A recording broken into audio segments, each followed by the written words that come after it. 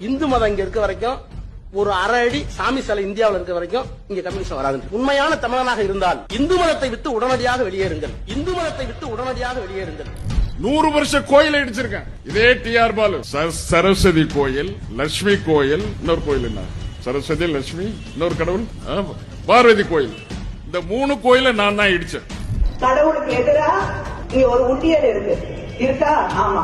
அதுக்கு எதுக்கு சென்டான் வச்சுட்டு ஒரு காவலாளி நிற்கிறான்? கோயில் வாசலில் வாக்கு சேகரித்த ஸ்டாலின் நெற்றியில் குங்குமம் வைக்கப்பட்டது. இதனை அவர் உடனடியாக அழித்துவிட்டதால் அங்கு சிறிது நேரம் பரபரப்பு நிலவியது. சதானத்தை விதையிருப்போம்.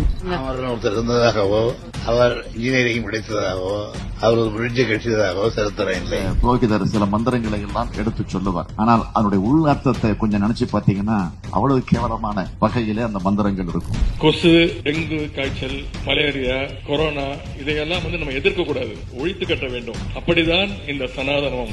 ராமர் பிறந்ததுக்கு என்ன அட்டாச்சு? எங்கடா பிறந்தாரு? இப்படி கட்டியிருந்தா, கும்பா கட்டியிருந்தா அது மசூதி, உயரமா கட்டியிருந்தா அது தேவாலயம், நிறைய அசிங்கமான பொம்மைகள் எல்லாம் இருந்தா அது கோவில்.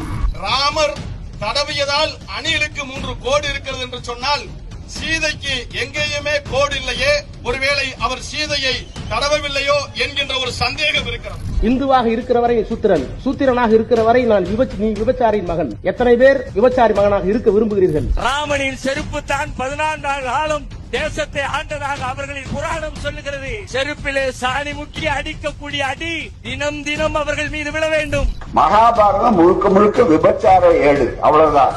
அதுக்கு போறா விபச்சாரத்திலேயே பிறந்து விபச்சாரத்தையே வளர்ந்து விபச்சாரத்தையே முடிஞ்ச கதை. ராமன் குடிகார ராமன், விபச்சார சீதை.